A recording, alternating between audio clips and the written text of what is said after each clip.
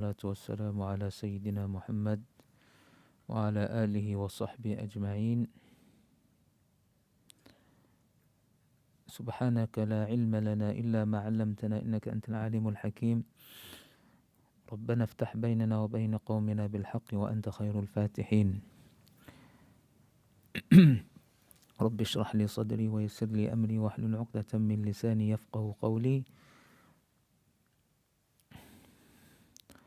اللهم انفعنا بما علمتنا وعلمنا ما ينفعنا وزدنا علما. Alhamdulillah. Again, Allah subhanahu wa ta'ala gave us, the opportunity to sit again in the house of Allah to do some mudhakara. Mudhakara is to remind each other and to talk about the seerah of the great messenger, Prophet Muhammad sallallahu alaihi wasallam. So previously, I think before Eid al-Adha, we had a break for a week only. So before that, we discussed about the Isra Mi'raj, the night journey, and Allah subhanahu wa ta'ala mentioned about this journey, the night journey, in Surah Al-Isra. So the journey from Mecca to the Holy Mosque in Jerusalem. And the beginning of that surah, Allah mentioned Subhanalladhi asra bi'abdihi. And in that verse, Allah referred to the Prophet with the word abd. And what does it mean? Abd? Slave. He did not say bi rasulihi, with his messenger, or bi habibihi, or bi safihi, or other title, but he used this title because that's the great title for us, for mankind. And even Allah subhanahu wa ta'ala used the same word abd for when he calls to those who transgressed, those who committed sin. Allah subhanahu wa ta'ala mentioned in the Quran, قُلْ يَا عِبَادِي, O my servants, those who transgressed and crossed the limit, my limits, لا تقنطوا من رحمة الله. So Allah used the word abd. So abd has a very high meaning. And after that, in that surah, Allah subhanahu wa ta'ala mentioned about the conduct of the Jews. Yes, the Jewish people, the Jews, the Banu Israel. That's why that surah is also called the surah of Banu Israel. They will do mischief on earth. And then Allah, subhanahu wa ta'ala, the scholars say it's like Allah saying that if you do mischief and leave the straight path, the path of Allah subhanahu wa ta'ala, I will, someone else will take control who is more deserving to take control of, the land, which is Jerusalem, yeah? And that's the land of the prophets, of the prophet of Banu Israel, and also the holy city in Islam as well. So it's referring to that the Prophet Muhammad sallallahu alaihi wasallam and his companions will take over, and it happened. Yes, the Prophet, his companions took over the time of Umar radiallahu anhu. And then after that, it's showing that Islam needs a strong hold, a place, for this to happen. Before the Prophet, he was still in Mecca. He was oppressed. There's no power there. But that's why the correct opinion that Isra Mi'raj happened before migration to Medina, just before the migration to Medina, because the Surah Isra, if we analyze the content of the surah, it could not have happened in the early years of prophethood, but the years before migration to Medina. So that's I think, in my opinion, is the strongest opinion. And also in Surah Isra, Allah subhanahu wa ta'ala mentioned about how to,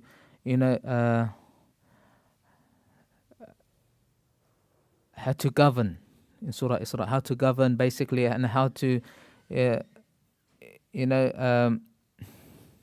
how to basically, govern a civilized nation. Yes, and all the rules Allah subhanahu wa ta'ala revealed in Surah Isra. So this is to show that Islam will have a strong, place. So, and we know from Seerah that place is Medina. See, the Medina, also called Yathrib, the city of Medina. That's why when the Prophet ﷺ migrated to Medina, and also the companions, over there, the Muslims established a rule, basically, a civilized society where Islam is, mashallah, growing in power as well, growing in spiritually and also in power. And we know also previously we mentioned that the Prophet ﷺ, he went, during the pilgrimage season, in the month of Dhul Hijjah. We are still in Dhul Hijjah. He used to give da'wah, to call, people come from different areas around the Arabian Peninsula to perform pilgrimage, to give da'wah. So those who came to perform pilgrimage are people from Medina. We mentioned also that 6 people from Medina came and they accepted Islam. They heard, they were listening to the da'wah of the Prophet ﷺ. They accepted Islam. So now, inshallah, we will discuss about the first aqaba, al-aqaba al-ula. This is, when the people of Medina, the first pledge, they call it the pledge allegiance, and accepted the messenger, and accepted the message of Prophet Muhammad ﷺ. So in the first Aqaba pledge, this happened in around 11th year of prophethood. As we mentioned, the six people who during the pilgrimage season they accepted the da'wah of the Prophet ﷺ. What they did was they said that we will return to our people and also spread the message, call them to Islam.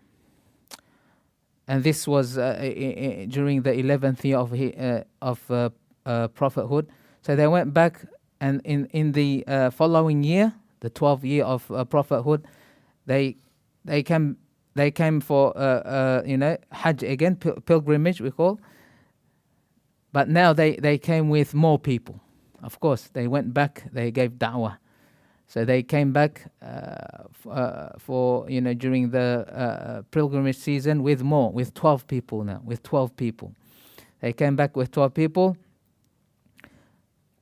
But from the 6, there was one absent. He didn't come. Yeah, the one that we previously mentioned, the 6 people, so he didn't come. It was Jabir bin Abdullah. He didn't. He stayed away. He didn't come on the following year, the 12th year of prophethood. He didn't come, but the 5 came again. The five that we mentioned previously. They are like the names As'ad bin Zurara, Auf bin Harith, Rafi' bin Malik, Qutbah bin Amir, Uqbah bin Amir, and Jabir bin Abdullah. So Jabir bin Abdullah, the second time he did not come. But the remaining came, the names here, 7. So basically 12. 5 plus 7 is 12, yes? Yeah. Who's ready to memorize these names? It's very hard. We don't even know the names of everyone here, maybe, huh? But, yeah. But inshallah, if anyone with strong memory. They just read once. I don't remember. Maybe remember just for 5 minutes, 10 minutes. After that, after 3 hours, you figure, you try to remember again. You don't remember. So Mu'adh bin al-Harith, this one. There's the new people who came the next year on the 12th year of prophethood. There are 7. Dhaqwan bin Abdul Qais, Ubadah bin Samit, Yazid bin Tha'labah, Al-Abbas bin Ubadah, and Abu al-Haytham, and Uwaym bin Sa'idah. So these are from the 2 tribes in Medina. What are the 2 tribes in Medina that were prevalent? Aus and Khazraj. Yes. So they came. So they affirmed their faith in Muhammad as a prophet, sallallahu alaihi wasallam, and pledged allegiance to him. Okay. So these 12 people came. So now they are like the representative of Islam. So they went back to Medina. What they do? Sleep, eat. They give da'wah. That's why every Muslim should be a da'i. Da'wah. So they went back, and of course the Prophet ﷺ, he thought about sending someone to educate these new, we call reverts or converts? Reverts, Yeah, reverts, not converts. I think the best word is revert. Coming back to the fitrah. Yes, that's it. So revert. So the Prophet ﷺ wanted to send someone, of course, because just like we see those who accepted Islam, they don't know much about Islam, what they have to do, So the Prophet ﷺ sent someone. Anyone know that? A young, a Meccan. Mus'ab? Yeah, that's correct. MashaAllah. Mus'ab ibn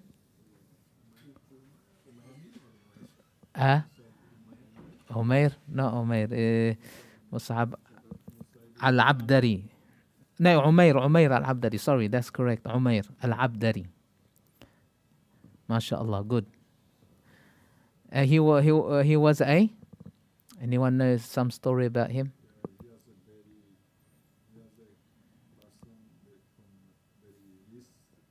Yeah, of course, he's wealthy, yes. And then he accepted, he's one of the young, he's a young man who accepted Islam.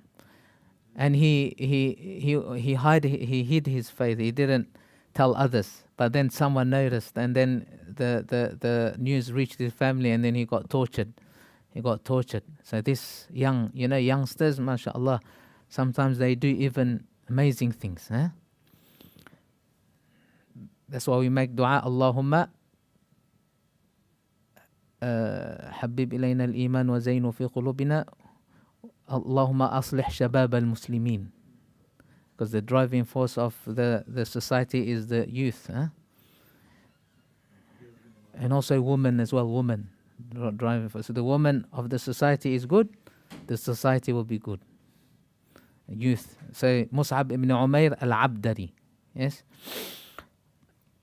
So he was the first person, we can say the ambassador, the Prophet ﷺ sent to the people of Medina to teach them Islam. So he was a muhajirin. So he went to Medina, and the person, the Ansari, who hosted him, is As'ad bin Zurara. This is also one of the 5, early people who accepted the da'wah of the Prophet ﷺ during the Hajj season. So As'ad bin Zurara, that I mentioned, the 6, and then they came 12, but the one was 7 came the next year, so 12 in total. So, Allah subhanahu wa ta'ala planned that Medina is, the place that Islam will flourish, will grow. And then, in the books of hadith, books of seerah, Mus'ab bin Umair, he was, going to different locality. He was going, and he was, accompanied by As'ad. There's another Sahabi, As'ad bin Zurara, the one who hosted him. So they both went to a locality of Banu Abdul Ashhal. So Bani Abdul Ashhal and Bani Zafar. Bani Zafar and Bani Abdul Ashhal. So when they went to the locality of Bani Zafar, so they sat there, talking with the new reverts or new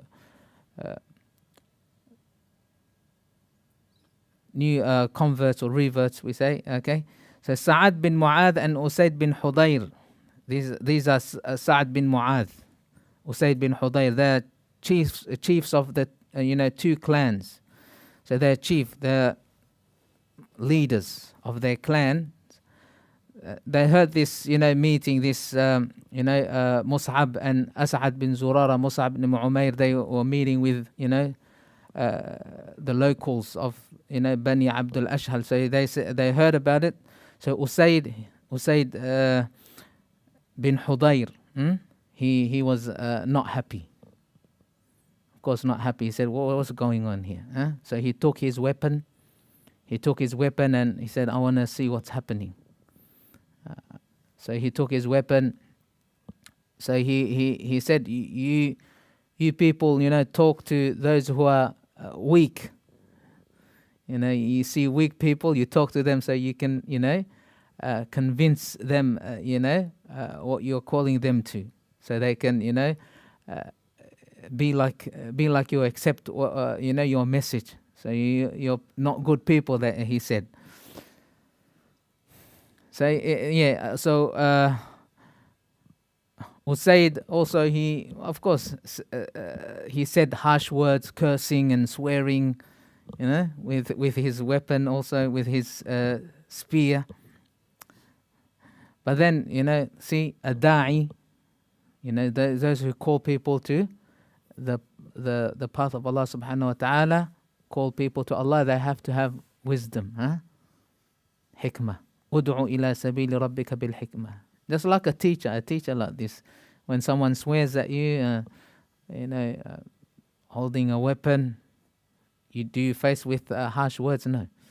You remain calm, It's very hard. Easy to say, but when people, when you're facing the situation, no way, it's hard. May Allah, give us the strength to practice this. So Mus'ab, he heard everything, but then he calmly said, look, just listen to what we have to say. Listen, if you don't like it, then you're free to not accept, or you want to, but just listen first before you swear and be aggressive. So listen. So the Sahaba, they read verses from the Quran.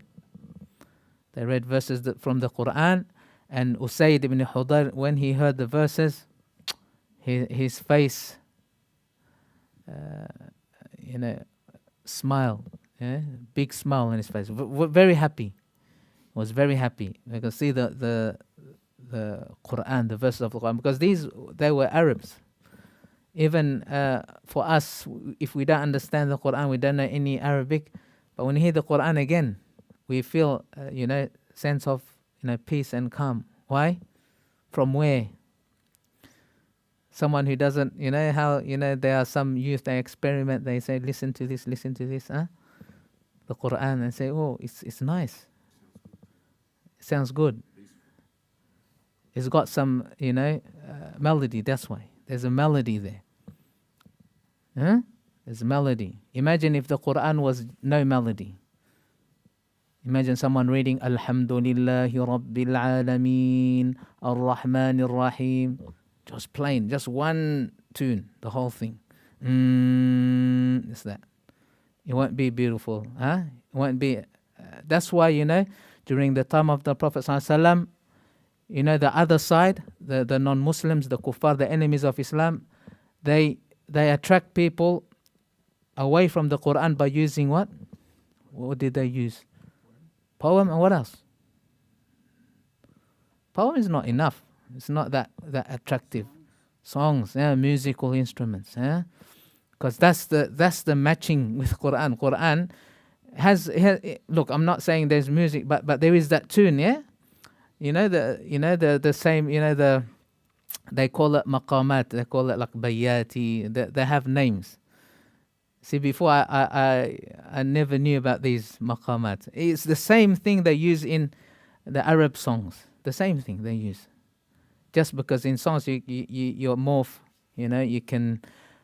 So the way it's 8, 8, yeah. Now they have 8. There's one it's actually the 8th one was part of the 7, but because many use it and it's they made it its own, gave it its own place, 8.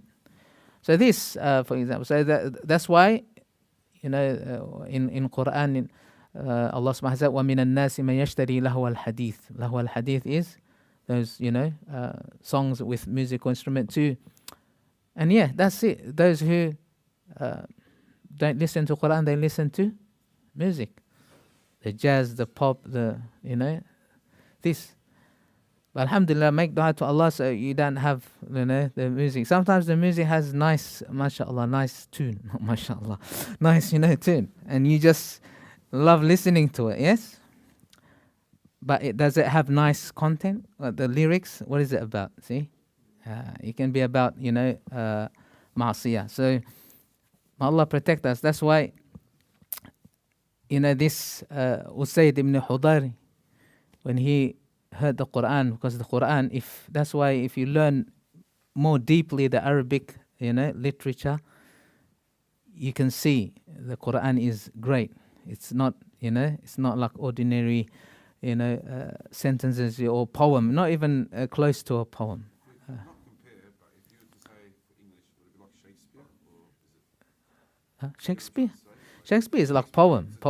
You can compare with Arabic poems, but Arabic poems more better than Shakespeare. I haven't studied Shakespeare, but yeah, I studied Arabic literature, the ash'ar, the abiyat. Arabic language has some, unique, only to Arabic language, which you don't find it in English literature. That's the one thing. That's the reason why Allah chose, this language for His final message, for the Quran. Yes? I don't know if you can recite Shakespeare in the 8 maqamat. Maybe you can. I don't know. Why I asked that is because English, we write English like say today's English. Yeah. And you got like 100 years ago, the English was a bit different. Yeah. Shakespeare's put words together completely different. Yeah. So not about the melody, it's more about the way the words. Yeah. Is it what I'm trying to say is normal Arabic and Quran, the way the words are put together are different, or because I haven't studied Arabic, that's what my point was. There is change, but because by the change of time, now people but they still keep the the Arabic of the Quran is the original Arabic, which is now they're still the same, but of course there are new changes people make, just like the Lebanese Arabic, for example, like they say shu haluk. If you look, that's ayyu shay'in haluk. Maybe from there, that's the proper Arabic, ayyu shay'in haluk. Ayyu shay'in haluk. It's how's your condition? What's your condition? But they ayyu shay'in is too hard. Ayyu shay'in, they say shu. And then haluk, they kept it the same. Because people, the humans, they love easy stuff. They don't want to have all these grammar things you have to observe when you speak. They just smash it, that's it. And then from time to time it changed, I think that's how, we have all these Lebanese, we have the different Arabics coming in, and then people don't know the Quran Arabic anymore. They don't know the Fusha anymore. That's why if you go to some Arab countries, you speak the Fusha, they say, what are you speaking? They don't even know. It's Arabic. Or they say, or some even go to extreme. They speak Arabic. They put melody. أنا أريد كوبا من الشاي. They say, huh? هل معك. They use the melody of the Quran, and then the other guy, صدق الله العظيم. Yeah, those who are new learning Arabic, maybe they do that, huh? Huh? Yes. So this happened, and he accepted Islam just by listening to the Quran. Allahu Akbar. Yeah, by listening to the Quran. Quran has okay. So before that, of course, he asked, how should we accept, Islam, how to become Muslim. And we all know, you have to take ghusl first, clean yourself, and then after that say the shahada, all the process. And then so he immediately become what after that? A da'i. I'm gonna call more people, see? Yeah, because this something good we need to introduce it to others, not keep it to ourselves. MashaAllah, those who work with non-Muslim, they're lucky actually, in this sense that they can, like me, I work with all my colleagues are Muslims. But those who have non-Muslim, you can start talking, about Islam, it will also boost our iman. Yes, it will, and also it will make us learn more even about our own deen, because we will get questions we don't even know the answer. Yes, true or not? Yes. Then after that, this Usayd ibn Hudayr, he said, "Oh, there's another person. There's another person. He's also the noblest in his people. So we can go to him." And we call him, we talk to him, and he's Sa'ad bin Mu'adh, and I think he's he has a very he's an influential person. He will influence his people to accept Islam. So they went to him. He went to Usayd ibn Hudayr went to Sa'ad bin Mu'adh and said, I have two people here, Mus'ab bin Umair, and also the other one was As'ad bin Zurara. These two people, they want to meet with you and listen to them. They have something to speak to you about. So they had the meeting, and Sa'ad bin Mu'adh also, he accepted Islam also by listening to the verses of the words of Allah subhanahu wa ta'ala, Quran. And then immediately what he became? A da'i again. Yes? He became da'i. So he said to his people, Sa'ad ibn Mu'adh said, anyone know what he said to his people after Sa'ad bin Mu'adh? He accepted Islam, then he went to his people and told them, what did he? That one, yeah, of course, but then there's something he said to them. Anyone know? Huh? He said that I'm not going to talk to you guys. I'm not going to speak to you or even have a conversation with any one of you until you accept Islam. That's what he told his people. And he's an influencer,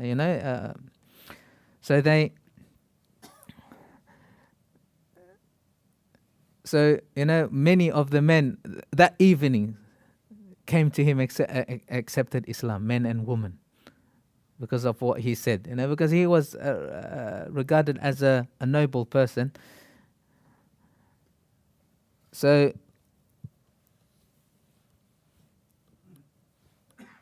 and there's one person, this is worthy to mention, one person, his name Al-Usayrim. He did not accept Islam, only one of his people. He did not accept Islam, but he accepted Islam during the Battle of Uhud. He accepted Islam during the Battle of Uhud. He did not even get the chance to prostrate or perform salah. He did not get the chance. He accepted Islam, and then he died in the battle of Uhud. Yes, he died in the battle of Uhud, and that's when the Prophet ﷺ, said that this person has done little, but his reward is great. Of course, he didn't get the opportunity to pray salah or anything like that. He just accepted Islam, but he fought in the path of Allah subhanahu wa ta'ala. He sacrificed his soul, and then the Prophet ﷺ, he has done little, but his reward is great. Jannah, the reward, of course. And also we mentioned previously that there's no greater deed than this one. A person goes in the path of Allah and doesn't come back with anything. Not lost his life, but he gave his life and gave his wealth. Allahu Akbar, yes. This is the spirit we should have as a Muslim, yes. Even others non-Muslim, they have this same spirit, of course, yes.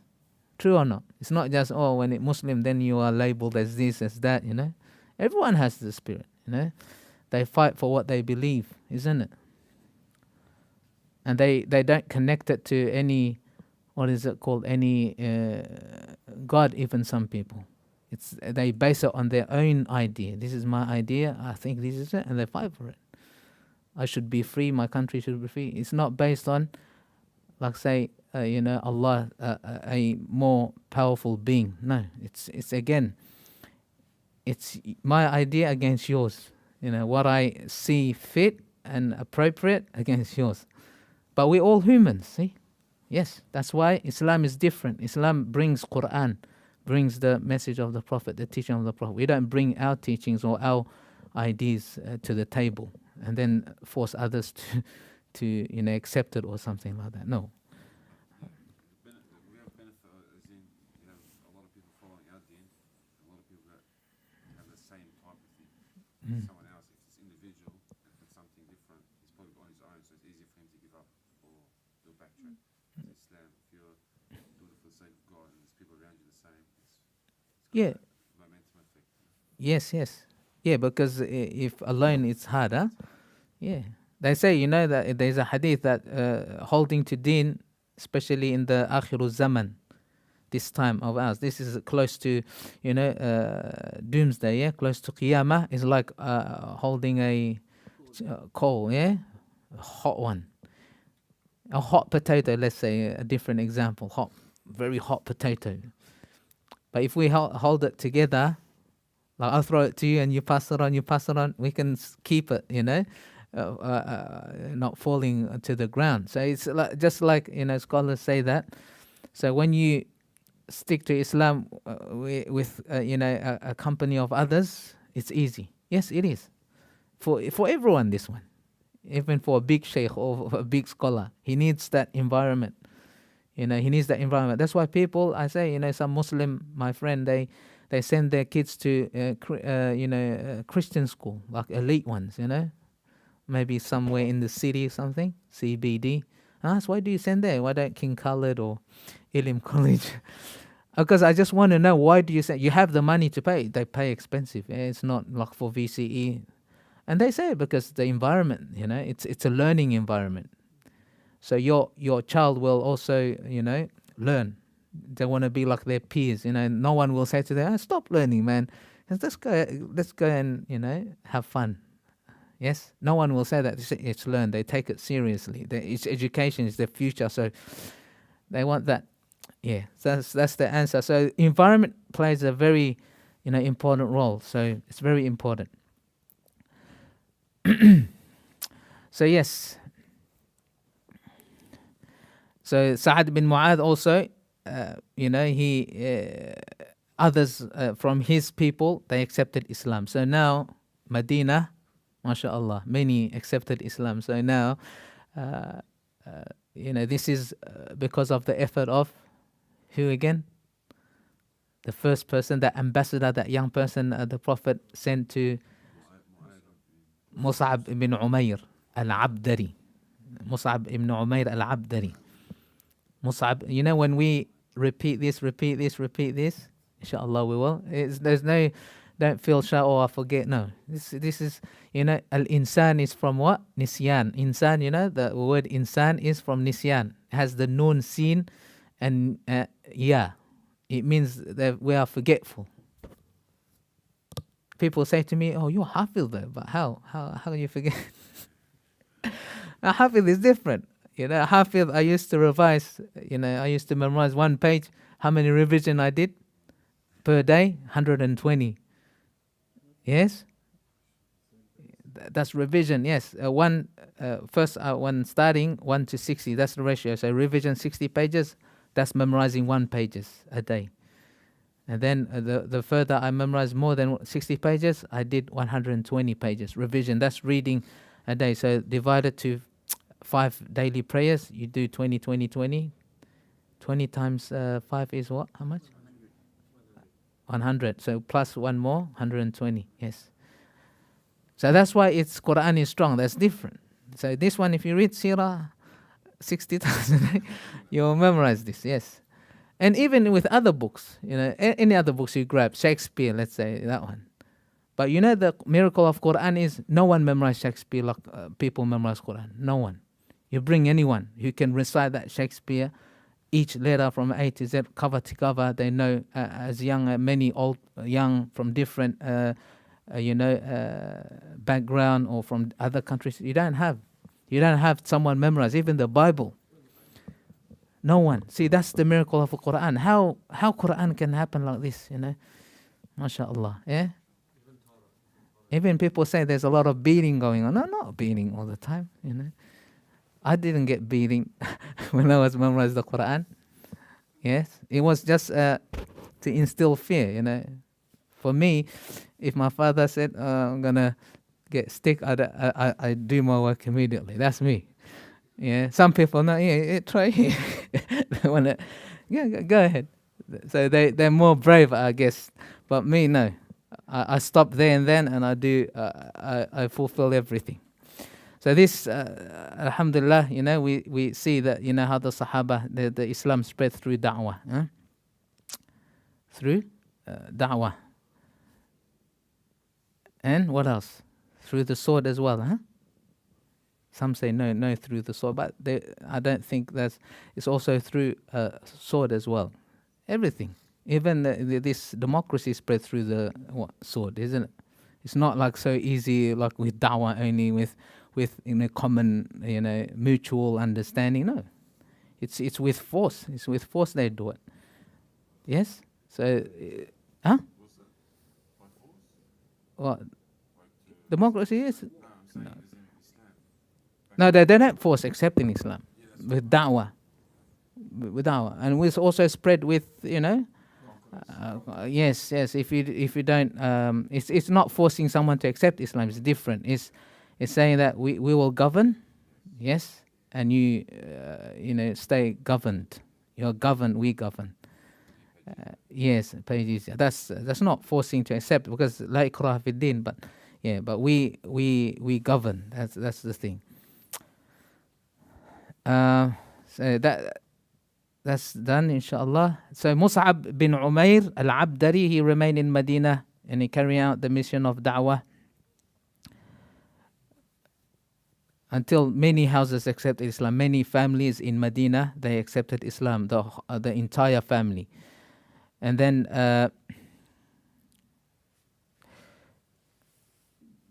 but then there are some families who did not accept Islam.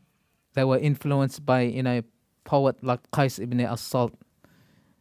The poet also, they managed sometimes they managed to deter people away from Quran, from Islam, but they were not successful. It was only for a short time, because until the entire family in Medina, they accepted Islam after on the 5th year of after Hijrah. Even that one family did not accept. They were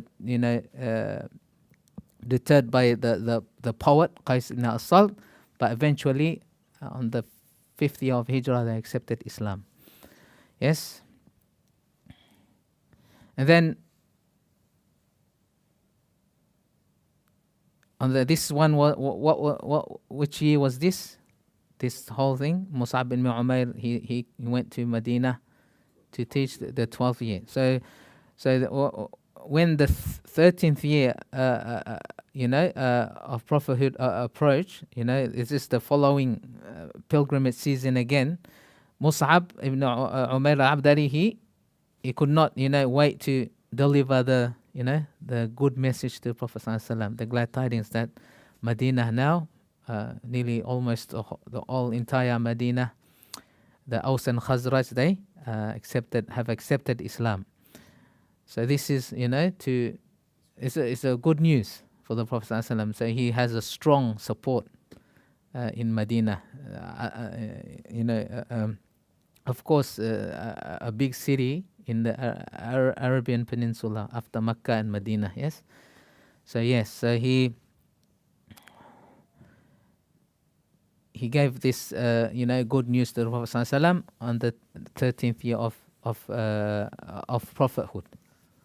So inshallah we will stop here. And then we have the second pledge, Al-Aqaba, the second Al-Aqaba Al-Thaniya. So this one was Al-Aqaba Al-Ula, the first Aqaba. Any, inshallah, discussion? Anyone would like to add anything? So the first Aqaba was 12th or 13th?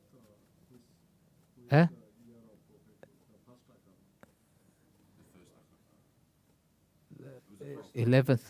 11th one? The 11th. Mm. So the 6 people. Yes, the 11th. The 11th was the thing, 12 people. 11th to 6 people. Then 12. That 6th one was before this Aqaba. During the Hajj season, people come and go. But this first Aqaba was 12. That's 6. 12. But one was away. Remember, I said one was absent. Abdullah ibn Jabir. Jabir ibn Abdullah ibn Jabir. Yes. He did not come for the first Aqaba. But there were additional 7 people. So that completes what? 12. Yeah, the names are, I don't know. I don't memorize. You have to do that 60 times revision a day to remember this. Not enough, Yes. Abdullah ibn Jabir. But amazing, the muhaddithin, I don't know how they memorize. Allahu Akbar. There is a competition in Melbourne. I think they're doing for hadith memorization. I'm trying to and I have registered 250 hadith. 250, but it's hard to remember. You have to remember the text and the one narrating, like the Sahabi name. And then also who narrated that in which book, for example, Bukhari, Muslim, or Muttafaq alayhi, or all this. Yes. So you have to memorize all the I did last year. I got to the finals, but then I didn't win anything. I got to the final. It was during COVID. I don't know who, but I was searching. They have the Facebook page, but I didn't win. I was in the final, but I didn't make. They sent me a message. You didn't try next time, so I'm trying this year. But like you can appreciate, the work of muhaddith, those who, preserve the hadith. Man, it's a great work, and they have really sharp memory to remember all those names, and the text and variations of the text, and this one. That's why people, can just easily no. I felt just 250 hadith. People memorize thousands, more than thousands. This is 250. Try 40 hadith, maybe easier, but 250, you're already confused. Takes so long to, Hafidh, for hadith, yes. Yeah. So inshallah, anyone would like to add or share anything, inshallah? Questions? No questions, inshallah. سبحانك اللهم وبحمدك نشهد أن لا إله إلا أنت أستغفرك وأتوب إليك وصلى الله وسلم على سيدنا محمد وعلى آله وصحبه أجمعين وآخر دعوانا أن الحمد لله رب العالمين. جزاكم الله خيرا for listening.